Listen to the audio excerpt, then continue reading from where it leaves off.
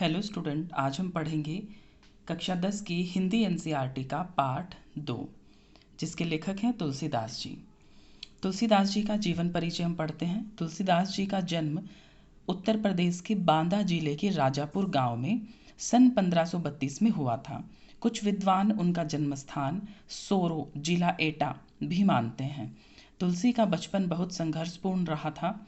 जीवन के प्रारंभिक वर्षों में ही माता पिता से उनका बिछोह हो गया। बिछुड़ जाना। कहा जाता है कि गुरु कृपा से उन्हें राम भक्ति का मार्ग मिला। वे मानव मूल्यों के उपासक कवि थे। राम भक्ति परंपरा में तुलसी अतुलनीय हैं, जिनकी तुलना किसी से नहीं की जा सकती। रामचरितमानस कवि की अनन्य भक्ति और उनके सृजनात्मक कौशल का मनोरथ उदाहरण है।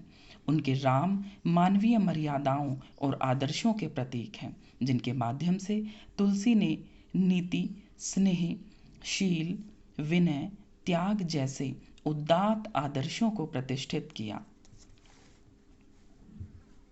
रामचरितमानस उत्तरी भारत की जनता के बीच बहुत लोकप्रिय है।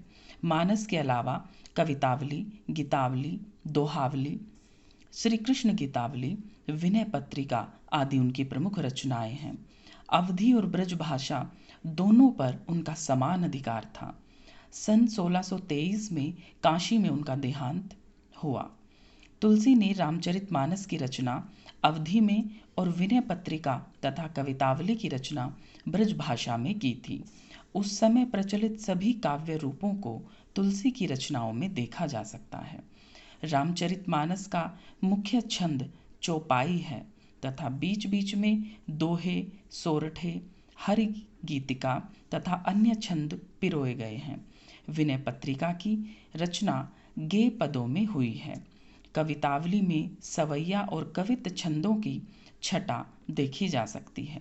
उनकी रचनाओं में प्रबंध और मुक्तक दोनों प्रकार के काव्यों का उत्कृष्ट रूप देखने को मिलता है। जो हम पाठ पढ़ेंगे कि पाठ है राम लक्ष्मण परशुराम संवाद, जिसकी समरी है। यह अंश रामचरितमानस के बाल कांड से लिया गया है। सीता स्वयंवर में राम द्वारा शिव धनुष भंग के बाद मुनि परशुराम को जब यह समाचार मिला तो वे क्रोधित होकर वहां आते हैं। शिव धनुष को खंडित देखकर वे आपे से बाहर हो जाते हैं, जैसे कहते थे ना, अपना आपा खो देना। ऐसी ही स्थिति उस समय परशुराम की होती है। राम के विनय और विश्वामित्र के समझाने पर तथा राम की शक्ति की परीक्षा लेकर अंततः उनका गुस्सा शांत होता है। इसी बीच राम, लक्ष्मण और परशुराम के बीच जो संवाद हुआ, जो बातचीत हुई तीनों के बीच, उस प्रसंग को यहाँ प्रस्तुत किया गया है।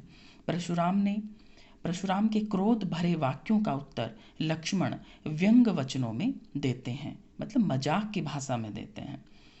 इस प्रसंग की विशेषता है लक्ष्मण की वीर रस से पगी व्यंग्योक्तियां और व्यंजना शैली की सरस अभिव्यक्ति।